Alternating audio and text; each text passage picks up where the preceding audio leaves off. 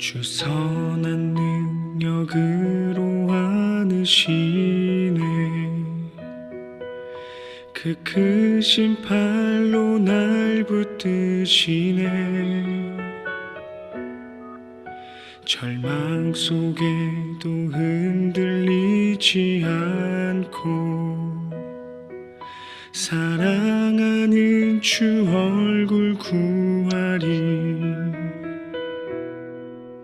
주 선한 능력으로 안으시네. 그 크신 팔로 날 붙드시네. 절망 속에도 흔들리지 않고 사랑하는 주 얼굴 구하리. 선한 능력으로 일어서리. 주만 의지하리. 믿음으로 우리 고대 안에 주 오실 그날 영광의 새날을 맞이하리. 이전의 괴로움 날에 와싸고 고난의 길을 걷는다 해도 주님께 모두 맡긴 우리 영혼 끝내 승리의 날을 맞으리. 선한 능력으로 일어서리. 주만 의지하리. 믿음으로 우리 고대 안에 주 오실 그날 영광의 새날을 맞이하리.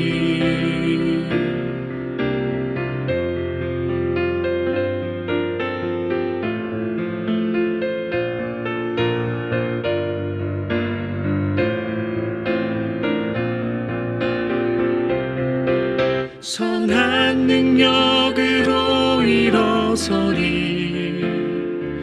주만 의지하리. 믿음으로 우리 고대 안에 주 오실 그날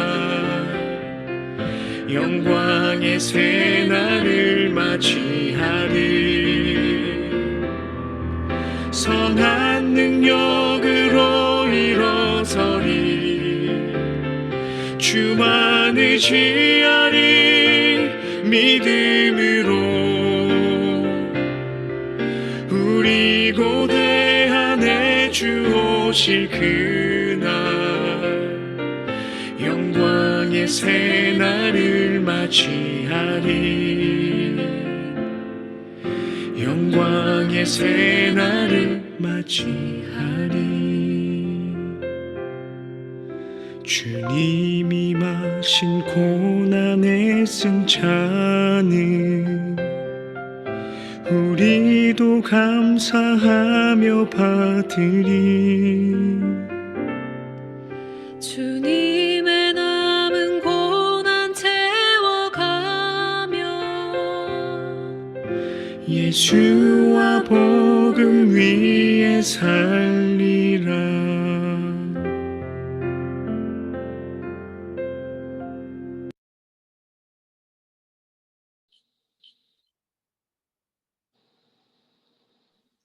네, 반갑습니다. 황 집사님 오셨네요. 반갑습니다. 대형이 못 일어나고 있는 것 같아요. 네네, 괜찮습니다. 이게, 주일날 9시에 한다는 게 다들 쉽지 않은 것 같아요. 그냥 가능한 분들만 참여하면 될 것 같고요. 뭐, 혹시 재영이가 나중에 기회 되면 녹화한 거 볼 수도 있고, 그러니까 너무 네네. 괜찮지 마시고요. 그냥 저희 우리 조촐을 하지만 저희끼리 또 우리 성경 공부를 했으면 좋겠습니다.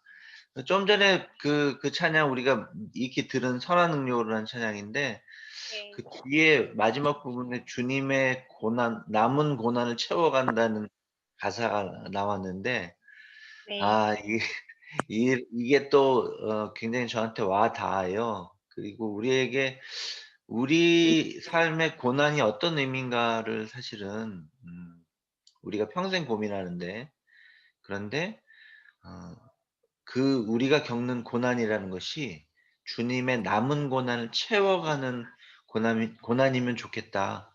그냥 의미 없이 아픈 게 아니라 우리의 아픔으로 인해서 하나님 나라가 세워지고 주님의 뜻이 완성되는 그런 거였으면 좋겠다는 생각을 해 보았습니다. 그러면 우리 성경 공부를 시작해 보겠습니다.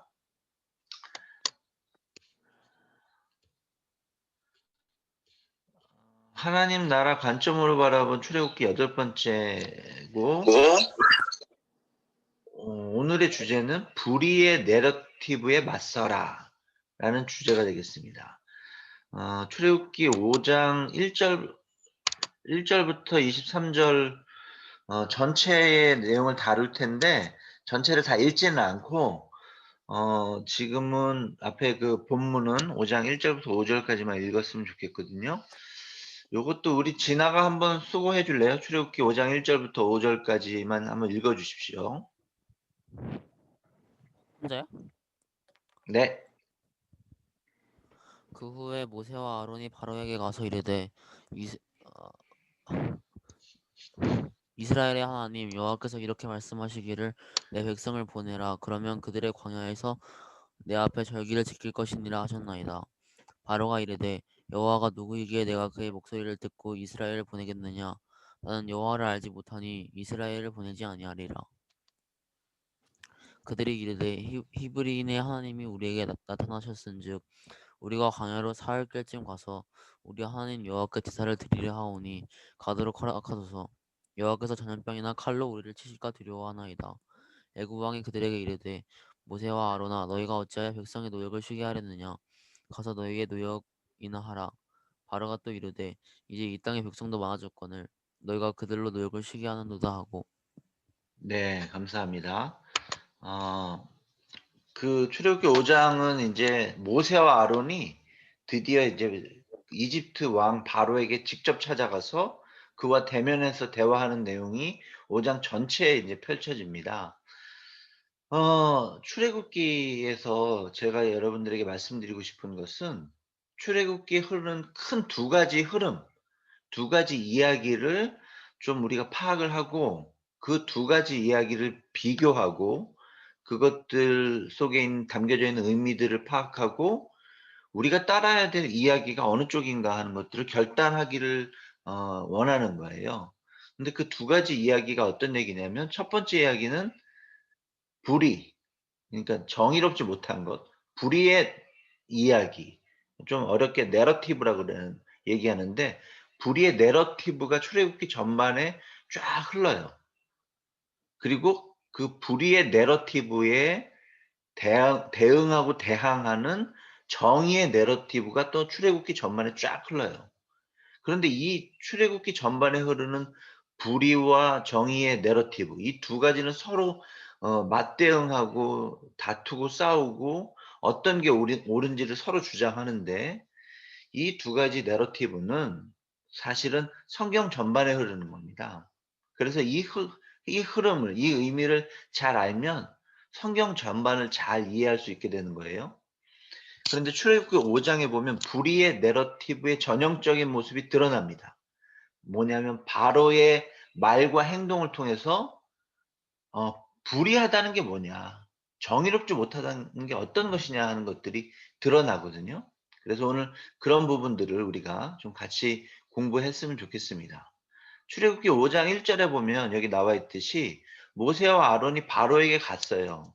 하나님의 그 지시에 따라서 하나님께 사명을 받고 가서 그들이 바로에게 요구한 게 딱 하나예요. 여기 1절 보시면 아시겠지만 이스라엘의 하나님 여호와께서 이렇게 말씀하시기를 내 백성을 보내라.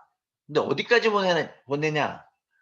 광야에 가서 하나님 앞에서 절기를 지킨다. 그러니까 예배를 보는 거죠. 예배를 볼 수 있도록 히브리 사람들을 광야까지 줘라. 이런 얘기를 하는 겁니다. 처음에 모세와 아론이 바로에게 가서 한 얘기는 우리가 애굽을 나가겠다 이런 얘기가 아니에요. 우리가 제대로 예배를 드릴 수 있도록 우리 하나님 여호와에게 예배를 드릴 수 있도록 우리가 광야까지 갔다 오게 해 주십시오라는 그 한 가지 요청을 모세와 아론이 바로에게 했던 것입니다.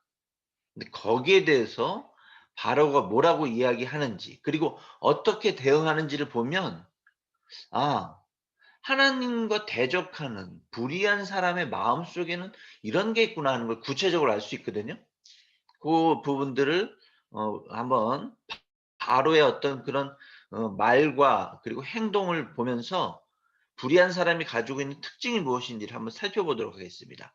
이게 오늘 아주 중요한 부분이죠. 자, 불의의 내러티브와 정의의 내러티브를 이제 좀 구체적으로 살펴볼 텐데 불의한 사람들이 이야기하는 그들이 하는 내용, 그들이 하는 그 말, 그들이 주장하는 바는 결과적으로 여기 나와 있는 것처럼 분열과 미움, 원망, 차별, 억압, 불공정, 죽음 이런 것들을 결과적으로 가져온다는 거예요. 근데 그들은 사실 그걸 잘 모르는 경우가 많죠. 무지해서 자기가 굉장히 잘한다고 생각하는데 그런데 결과적으로 자기들이 한 불의한 사람들이 한 그런 행동 속에는 이런 일들이 열매로 맺어진다는 거예요. 분열, 미움, 원망, 차별, 억압, 불공정 그리고 죽음 뭐 이런 것들이 결과적으로 일어난다는 거예요. 오늘 바로가 그런 모습을 보이는데 그 바로의 결정과 언행을 구체적으로 살펴보면서 불의에 대한 이야기를 하는 사람이 갖고 있는 특징이 어떤 것인지 살펴보겠습니다. 바로는 아까 얘기했듯이 모세와 아론이 우리 히브리 사람들이 광야에 가서 하나님께 절기를 지키고 예배드릴 수 있도록 해 주십시오라고 얘기하니까 다음과 같이 반응합니다. 5가지 반응이 있어요. 첫째, 나는 야훼, 그러니까 여호와를 모르는데 왜 너네 청을 들어야 되냐? 그런 거죠. 그러니까 뭐 요즘 말로 듣보잡? 뭐야? 야훼가 누구야? 여호와가 누구야? 뭐 알지도 못하는 나에게 전혀 영향을 끼칠 수 없는 그런 존재가 너희들을 통해서 나에게 청을 한다고? 택도 없는 소리 하지 말라 이렇게 얘기하고 있는 거죠. 모르는 이들에 대해서 그들의 그 정중한 청에 대해서 아예 그냥 사전에 차단하는 그런 모습을 바로는 보이고 두 번째 이거 중요한데 히브리 사람들이 노예인데 지금 일 잘하고 있는데 무슨 예배냐 무슨 절기를 지키냐 일하고 있는 사람 일하는 거 흐름 끊기도록 그런 행동을 내가 왜 허락하고 허가해 주겠냐 말도 안 되는 소리 하지 마라. 지금 히브리 노예들의 그 일로 인해서 그 수고로 인해서 우리 잘 먹고 잘 사는데 방해하지 마라 라고 4절에 이야기하고 있습니다. 3번에 히브리 노예 숫자가 많기 때문에 허락할 수 없다 이렇게 얘기해요. 이건 무슨 얘기냐 제국주의 관점에서 아주 중요시 여기는 게 숫자, 양 뭔가 많은 것들을 이렇게 소유할 수 있는 그런 것들에 관심을 갖는데 바로는 지금 히브리 노예들이 숫자가 많아지면 많아질수록 자기들의 이익이 더 커지잖아요. 굉장히 신이 나 있어요. 동시에 히브리 노예들의 숫자가 점점 많아져서 그들이 세력화하면 자기 나라의 위협이 될 것을 걱정하는 거죠. 즉 자기를 위해서 일하는 히브리 사람들을 굉장히 경계하고 두려워하는 게 속마음 깊숙이 있었다는 겁니다. 바로는. 그래서 그 속내를 드러내는 거죠. 히브리 노예 숫자가 많기 때문에 거기 내보낼 수 없다는 거예요. 괜히 광야에 내보냈다가 너희들끼리 이상한 작당 모의 해가지고 우리를 다시 공격하면 어떡해? 제국주의를 강조하는 사람들의 마음속에 늘 불안함이 있어요. 그리고 이웃에 대한, 이웃 나라에 대한 불신이 있어요. 왜 그럴까요?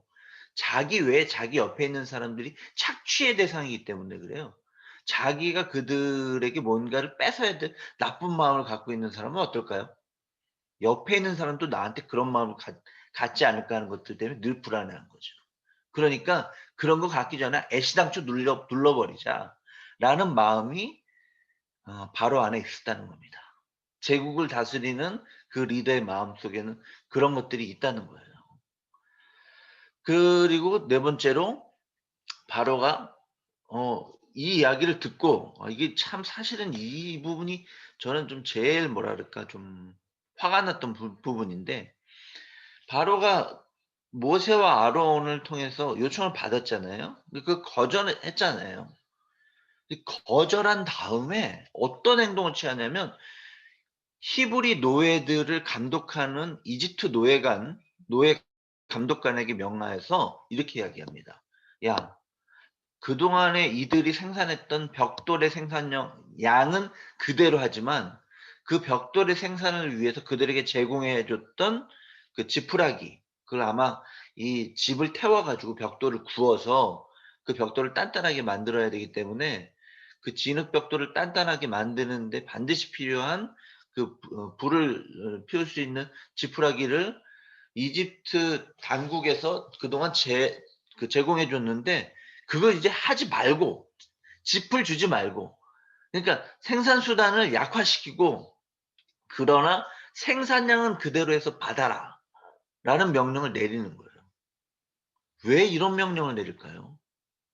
모세와 아론의 이 요청을 받고서 히브리 사람들이 요청을 받고서 바로는 이렇게 생각했던 거죠.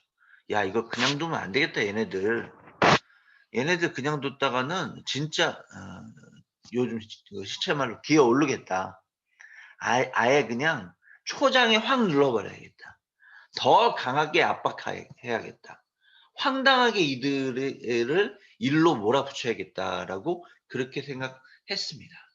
그래서 그들에게 생산에 필요한 짚을 주지 말고 벽돌 생산량을 그대로 가져와라 라고 이렇게 요구하고, 실제로 그것 때문에 히브리 사람들이 엄청나게 고초를 겪고 그리고 갈등하게 되고 나중에 모세와 아론을 직접적으로 원망하게 되는 그런 일들이 발생하는 것이 5장에 펼쳐지는 이야기입니다. 그리고 다섯 번째로, 이것도 저는 굉장히 중요한 요소라고 생각하는데, 이 5장에 흐르는 불이한 이야기, 내러티브 중에 중요한 게 뭐냐면 게으르다는 평가예요. 히브리 노예들은 게으르다. 여러분이 아마 여러분에게 누가 너 왜 이렇게 게으르냐 이렇게 얘기하면 되게 기분 나쁠 거예요. 게으르다라는 건 도덕적인 윤리적인 평가예요. 충분히 할 수 있는데도 왜 하지 않느냐? 너희들의 게으름과 그런 것 때문에 너희와 너희 주변에 있는 많은 사람들이 피해를 입는다. 남에게 피해를 입히는 그런 게으른 행동 하지 마. 히브리 노예들은 게으르기 때문에 핑계를 대고 그러기 때문에 이런 식의 황당한 모세와 아론의 요청을 하는데, 그러니까 더 힘겨운 일을 시켜야 한다라고 그렇게 바로가 생각하고 있다는 것이죠.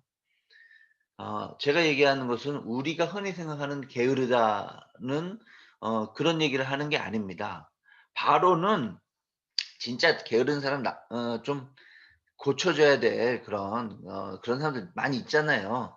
자기 일을 할 걸 제대로 안 하고 막 충분히 시간이 있음에도 불구하고 막 민기적거리고 막 그런 사람들 있잖아요. 그런 사람을 옹호하는 게 아니고 제가 얘기하는 것은 여기 지금 이 바로는 게으르다는 그런 개념을 히브리 사람들에게 도덕적으로 씌워서 그들이 도덕적으로 부도덕하다는 얘기를 하면서 자기의 말을 정당화하고 자기의 생각을, 내가 지금 이렇게 막 뭔가 그들에게 압제하고 그들을 에게 고통을 주는 이유는 그들이 게으르기 때문이야라는 그런 프레임에 자기의 어떤 뜻을 이루고 히브리 사람들을 억압하기 위해서 게으름이라는 단어를 이렇게 바로가 사용하고 그걸로 인해서 히브리 사람들을 몰아붙였다는 거예요. 여러분, 근데 이거요, 굉장히 사실은 우리가 요즘 시대도 좀 심각하게 생각해야 될 문제입니다. 이 게으르다는 프레임이요. 왜냐하면 이걸로 인해서 많은 노동자들이 죽음과 어려움에 내몰리는 그런 일들이 사실 비일비재하거든요. 사실 그런 일들이. 예. 이런 부분들에 대해서 여러분들하고 사실 얘기를 더 깊게 나누고 싶긴 해요. 그냥 얼마 전에 금요일이었죠. 여러분들 아십니까?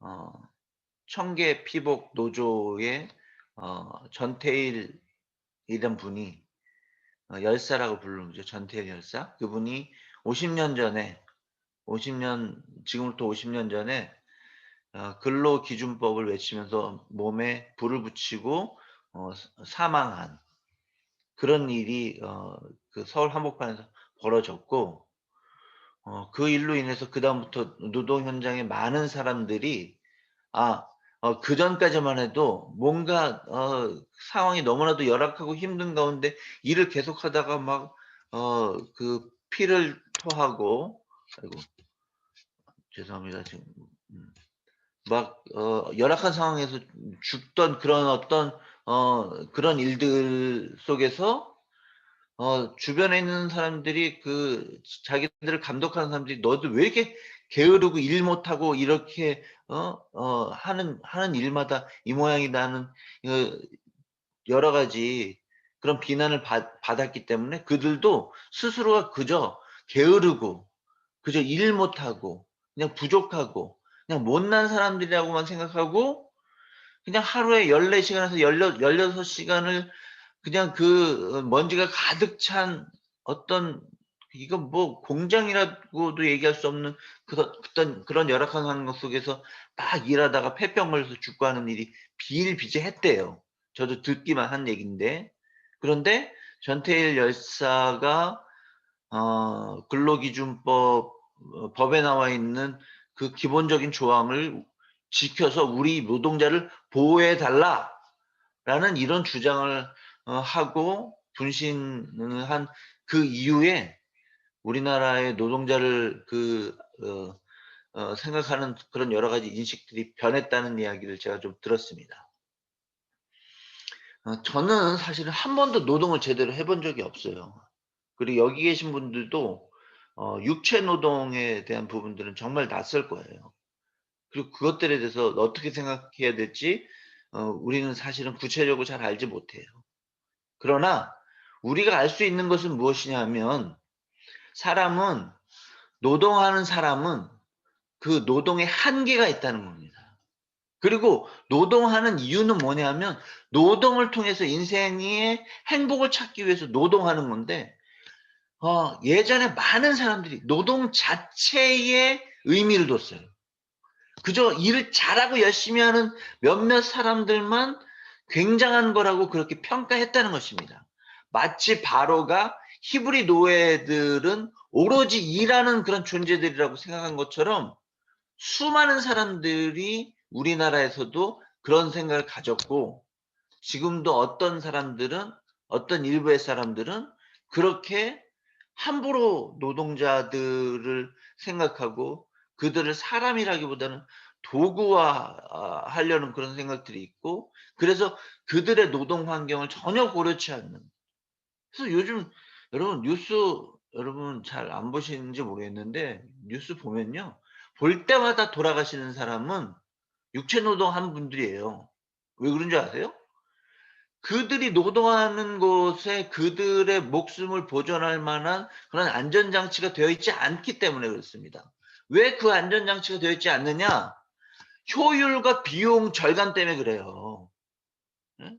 높은 데 올라가 가지고 작업하는 사람들에게 발판이 목숨을 보존하는 데 핵심적인데, 어 이렇게 튼튼하게 연결된 발판을 기존의 발판으로 바꾸려면 1.5배 정도의 돈 든대요. 그러니까 기존에 했던 거에서 비용의 반 정도가 더 불어나는 거예요. 근데 그걸 아끼려고 그러다가 떨어져 죽는 사람들, 그리고 그 노동 현장에서 제대로 보호받지 못하고 뭔가 어 여러 가지 안전 장치가 안 돼 가지고 죽어가는 사람들이 한 해에 우리나라만 해도 2,500명에 육박한다는 거. 여러분 우리 그런 거 잘 생각해야 됩니다. 성경 안에 불의의 내러티브가 흐르는데 그 바로가 이야기하는 그 불의의 내러티브는 뭐냐면 우리가 잘 먹고 잘 사는데 우리 옆에 있는 노예의 생명 따위는 별로 중요하지 않다는 그런 얘기를 바로가 계속해서 한다는 거예요. 그런데 되게 많이 좋아졌지만 그 몇천 년 전에 이집트의 상황에 비해서 지금 엄청나게 좋아졌죠. 그리고 50년 전에 전태일 열사가 분신하는 그 상황에 비해서 지금 엄청나게 좋아졌지만 여전히 우리 안에 효율적으로 돈을 버는 것은 굉장히 소중하고 중요한 일이다. 물론 소중하고 중요하지만 돈 버는 것은 사람 목숨은 어쩌면 그렇게까지 돈 버는 데 있어서 고려해야 될 상황이 아니다라는 생각을 가진 분들이 여전히 있다는 것. 우리가 그 잊지 않았으면 좋겠습니다. 네. 자, 불의의 내러티브의 그 특징이 있는데 불의의 내러티브 이 바로와 이집트의 상황들을 보면 우리가 또 알 수 있는데 그 특징 중에 중요한 게 뭐냐면 자꾸 분열시키고 그 분열한 계층이 서로 미워하고 반목하게 하고 싸우게 한다는 거예요. 그래서 오늘 우리 그 출애굽기 5장도 보면요. 4가지 계층이 나와요. 계급이 나와요.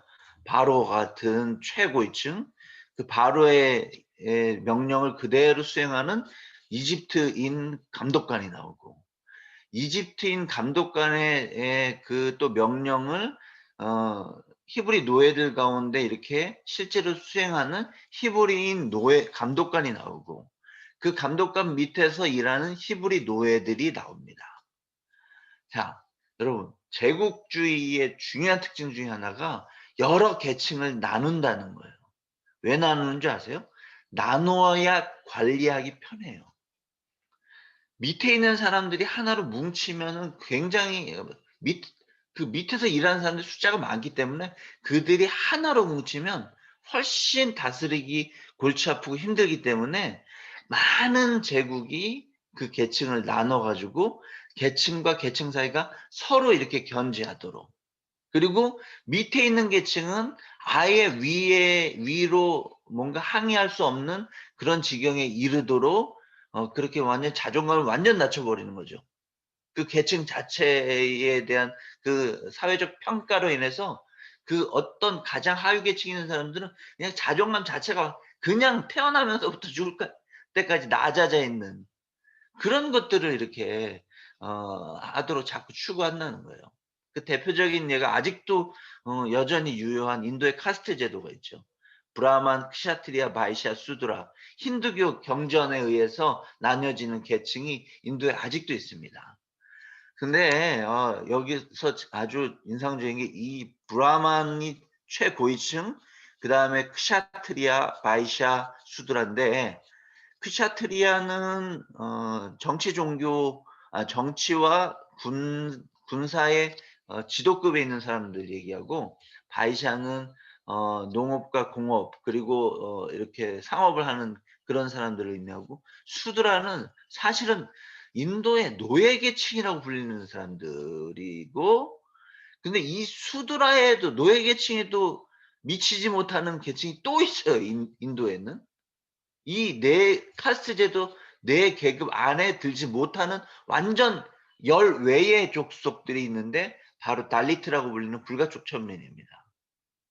제가 여기서 얘기한 적이 있었나? 저는 그게 인상적이어서 가끔 얘기하는데 제가 가서 인도에 가가지고 이들을 봤어요. 제가 본 사람 중에 가장 불쌍한 사람들. 불가촉 천민이라는 것은 영어로 untouchables라고 얘기하는데 접촉하면 안 되는 사람들, 불가하다, 접촉이 불가한 천한 사람들이다. 그렇기 때문에 옛날에 불가촉 천민들은 정말로 100년 전만 해도 꼬리 부분에 엉덩이 부분에 빗자루를 이렇게 달고 다녔대요. 왜냐하면 이들이 지나간 그 자국을 다른 사람들이 밟으면 부정타고 안 좋은 거기 때문에 그 지나가고 어느 땅이 지나갔는데 그 빗자루질을 그걸 하고 그리고 자국을 없애고 그렇게 다녔다는 거예요. 근데 이들이 제가 봤는데 아예 도시 바깥에 살아요. 도시 안으로 들어오질 못해요. 그들은 도시 안에 들어올 자격조차 없는 사람들이라는 거죠. 기독교 초등학교 가 가지고 그 선물 주고 그리고 공연했었거든요. 그 선교팀하고 같이 가 가지고 너무 아픈 걸 봤어요. 학교 안에 많은 아이들 앞에서 막 공연하고 선물 나눠 주는데 문 바깥에 철문 바깥에서 빼꼼히 안을 들여다보고 있는 이렇게 그 창살을 붙들고 안을 들여다보고 있는 아이들이 한 몇 명 있는 거예요. 그래서 제가 거기 책임자에게 학교 책임자에게 "쟤 좀 아이들 좀 들여보내라. 쟤네들한테 우리 선물 줄 수 있다. 선물 충분하다." 그랬거든요. 그러니까 거기 있는 선생님이 그래요. "쟤네들 여기 들어올 수 없다." "왜?" "쟤네는 우리랑 계층이 다르다." 이렇게 얘기하더라고요. 저는 사실 그때 참 너무 슬프고 충격받았어요. 그래도 기독교 학교인데 아니 지금 사람이 지금 어떤 20 세기 21 세기 이 현대 시대에 아니 도대체 여기를 저 창틀을 넘어올 수 없는 존재라니 이게 무슨 말인가. 근데 인도에는 여전히 그런 것들이 있다는 거예요. 근데 가장 그 카스트 제도의 제일 윗대가리 브라만 계급이 뭐냐면 바로 종교인들, 힌두교 성직자들이 가장 윗대가리의 계층을 차지하고 있다는 건 정말 시사하는 바가 크죠.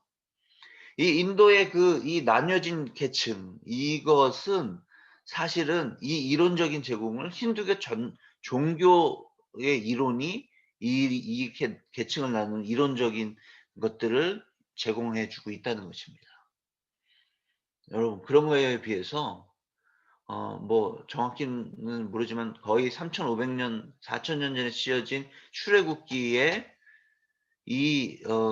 하나님께서 우리에게 주신 하나님의 사람들에게 이야기하는 이 메시지를 들어보세요. 이 정의의 내러티브를 들어보세요.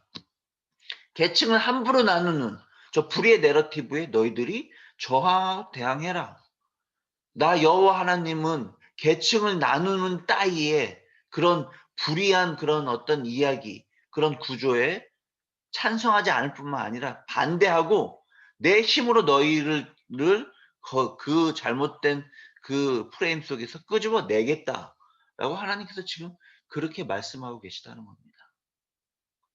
불의 내러티브의 특징은 뭔가를 자꾸 나누고 거기에 위아래 우열을 두고 그리고 밑에 있는 사람으로부터 위에 있는 사람이 뭔가를 착취하고 밑에 있는 사람들은 그냥 자기가 못났다고 해 가지고 그냥 그저 그 인생을 그냥 그렇게 살아가는 그런 일들을 공고히 하는 그런 특징을 가지고 있다는 것을 기억하시길 바라고 그리고 그다음에 불의의 내러티브 특징 두 번째는 아까 얘기했듯이 그 밑에 있는 사람들의 노동력과 힘과 밑에 있는 사람들의 여러 가지 것들을 착취하기 위해서 뭔가 그런 것들을 빼앗기 위해서 게으르다는 그런 메시지를 밑에 사람한테 자꾸 준다는 거예요.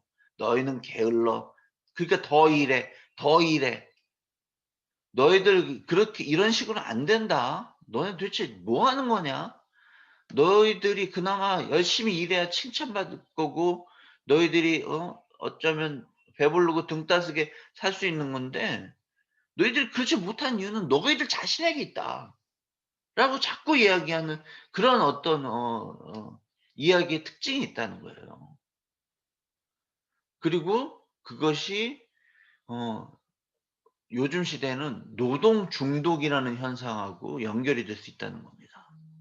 일을 열심히 충실하게 성실하게 잘하는 거는 아주 칭찬받을 일입니다.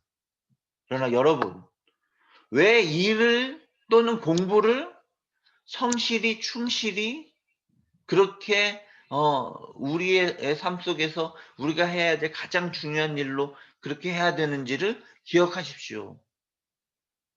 이 일을 잘하는 것 자체가 우리 인생의 최종 목적이 아니에요.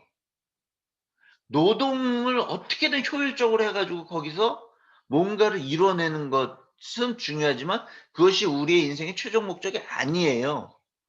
우리 인생의 최종 목적은 하나님과 제대로 관계하고 이웃과 제대로 관계해서 우리의 인생 가운데 모두가 행복한 하나님 나라를 이루는 게 우리 인생의 최종 목적이라는 것을 여러분이 잊지 않았으면 좋겠습니다. 폴 라파르그라는 사람이 100년 전에 쓴 게으를 수 있는 권리라는 책이 있는데 거기에 이렇게 쓰여져 있어요. 참 좋은 표현이에요. 제가 읽어볼게요. 노동에 대해서 이야기하고 노동 중독과 게으름에 대해서 이야기한 그 폴 라파르그가 이렇게 이야기했습니다. 우리에게는 가만히 멈추어 서서 바라볼 시간이 필요하며 우리는 혼자 있을 시간이, 타인과 깊숙이 관계를 맺을 수 있는 시간이, 우리 자신의 일을 몸소 창조적으로 행할 수 있는 시간이, 우리 외부에서 주어지는 즐거움을 주체적으로 즐길 수 있는 시간이, 아무것도 생산하지 않고 그저 우리의 모든 근육과 감각을 사용할 시간이 필요하다. 하나님 섬기는 사람에게도 모두 이런 게 필요하다는 겁니다. 지금 이 아름다운 이 문장을 하나로 축약하면 뭐가 되는 줄 아세요, 여러분? 안식이 됩니다. 안식. 하나님이 안식의 하나님이라는 거 잊지 마십시오. 하나님이 안식일을 우리에게 제공해 준 이유는 노동을 좀 더 잘하기 위해서 너희들에게 휴식이 필요하다 뭐 이런 게 아니었어요.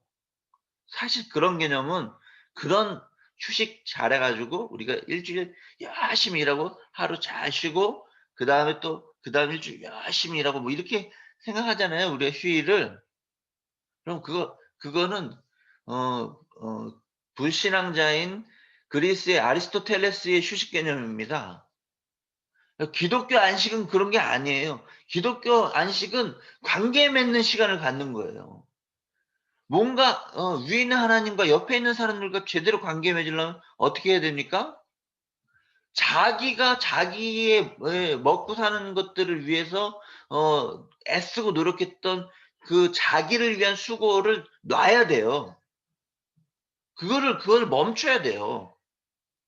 그래야만 제대로 하나님을 바라보고 하나님의 우리를 향한 시선을 느낄 수 있고 이웃을 바라볼 수 있고 이웃이 우리를 바라보는 시선을 느낄 수 있고 우리가 다 같이 행복하기 위해서 무엇이 필요한가 하는 것들을 안식의 시간을 통하여 우리가 되새길 수 있다는 걸 기억하십시오. 쉴 필요가 없는 하나님께서 안식하셨습니다. 7일째. 왜냐? 우리에게 안식이 필요하기 때문에. 그런 영적인 안식의 시간이야말로 참으로 진정으로 영적인 시간이라는 것인데 그게 필요하다고 하나님 우리에게 말씀하고 계신 거예요. 여러분, 일 잘하는 여러분, 또 공부 열심히 하는 여러분, 그것도 중요하지만 그것보다 그것을 넘어서는 더 근원적인 어떤 것이 있다는 것을 기억하시기 바랍니다. 불의의 내러티브는 그걸 자꾸 까먹게 만들어요. 이래라 이래라 이래라. 누구를 위하여? 지배하는 나를 위하여. 기득권을 가지고 있는 나를 위하여. 너희들이 이래라. 이런 부분들에 대해서 우리가 생각하는 시간이 되었으면 좋겠습니다. 그리고 이제 거기에 대해서 출애굽기 5장 우리 본문 6장 여기서 얘기하는 거는 불의의 내러티브에 맞서는 정의의 내러티브의 내용은 딱 하나예요. 여기 1절 다시 읽어볼게요. 그 후에 모세와 아론이 바로에게 가서 이르되 이스라엘의 하나님 여호와께서 이렇게 말씀하시기를 내 백성을 보내라. 그러면 그들이 광야에서 내 앞에 절기를 지킬 것이니라. 백성들이 예배하고 절기 지킬 수 있도록 보내줘 잠깐. 진정한 안식의 시간을 좀 허용해 주십시오. 바로 이 이야기를 모세와 아론이 했는데 바로가 단칼에 거절하는 거죠. 그가 가지고 있는 그의 생각으로는 이것들이 허용될 수 없는 그런 일이기 때문입니다. 믿을 수 없는 놈들.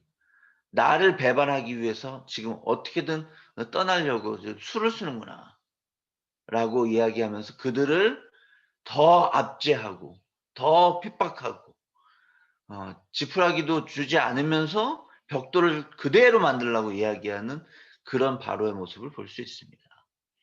이런 바로를 향해서 하나님께서 시편 4절과 8절에서 11절에 이렇게 쓰셨습니다. 악인은 불의의 내러티브를 말하는 사람, 그것을 주장하고 그것을 공고히 하려는 사람, 그것을 삶 속에 유지하려는 사람, 그것을 대를 물려가지고 그가 있는 그곳에서 하려고 하는 사람들은 향해서 하나님께서 이렇게 말씀하십니다. 악인은 그의 교만한 얼굴로 말하기를 여호와께서 이를 감찰하지 아니하신다 하며 그의 모든 세상에 하나님이 없다 하나이다. 그가 마을 구석진 곳에 앉으며 그 은밀한 곳에서 무지한 자를 죽이며 그의 눈은 가련한 자를 엿보나이다. 사자가 자기의 굴에 엎드림같이 그가 은밀한 곳에 엎드려 가련한 자를 잡으려고 기다리며 자기 그물을 끌어당겨 가련한 자를 잡나이다. 그가 구풀에 엎드리니 그의 포악으로 말미암아 가련한 자들이 넘어지나이다. 그가 그의 마음에 이르기를 하나님이 잊으셨고 그의 얼굴을 가리셨으니 영원히 보지 아니하시리라 하나이다. 마지막에 불의한 자는 이렇게 생각한다는 거죠. 하나님 잊으셨을 거야. 봐봐, 세상을 봐. 내가 원하는 대로 되고 있잖아. 뭐 정의의 하나님? 없으신 것 같은데. 그의 얼굴을 가리신 것 같은데. 우리를 영원히 보지 않으실 것 같은데. 우리가 사는 이 땅과 하나님은 상관없는 것 같은데 라고 그들이 판단한다는 것입니다. 그런 그들에게 하나님께서 분명하게 말씀하십니다. 내가 아직도 너희들을 보고 있을 뿐만 아니라 너희들이 행한 그 일에 합당한 심판을 내릴 것이다. 정의의 하나님께서 하나님과 대적한 불의한 자들에게 그렇게 성경을 통해 말씀하신다는 것을 우리가 잊지 않았으면 좋겠습니다. 여러분, 여전히 우리가 사는 세상에 불의의 이야기, 불의의 내러티브와 정의의 내러티브가 함께 흐르고 있다는 것을 기억하십시오. 그리고 그것들로 인해서 우리의 삶 속에 많은 어떤 일들이 벌어진다는 것을 우리의 삶의 주변에도 벌어진다는 것을 우리가 잊지 않았으면 좋겠고 우리의 힘이 비록 작게 느껴질 수는 있지만 그럼 우리 주변에 흐르는 불의의 내러티브의 어떤 그런 열매들이 있다면 그것을 끊어버리고 하나님 원하시는 정의의 내러티브의 그쪽에서 그 편에서 그것들을 추구하는 사람들과 같이 함께 세상을 더 하나님 보시기에 합당한 곳으로 변화시키는 그렇게 애쓰는 그런 우리 모두가 되었으면 좋겠습니다. 네. 오늘 여기서 우리 그 성경 공부를 제 성경 공부 마치고 여러분들 중에 혹시 뭐 느끼신 거 있으면 한마디씩 해주시고 그리고 성경 공부 전체를 마치도록 해보겠습니다. 혹시 뭐 하실 말씀 있으신 분들은 소감이나 뭐 느낀 점 얘기해 주시면 좋을 것 같습니다.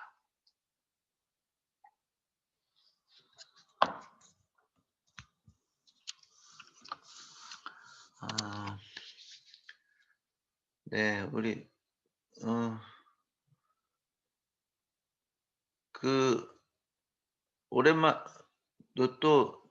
오랜만은 아니지만 몇 주 만에 뵙는 우리 김영석 형제님, 황소영 집사님, 뭐 해주실 말씀 있으세요? 네, 안녕하세요.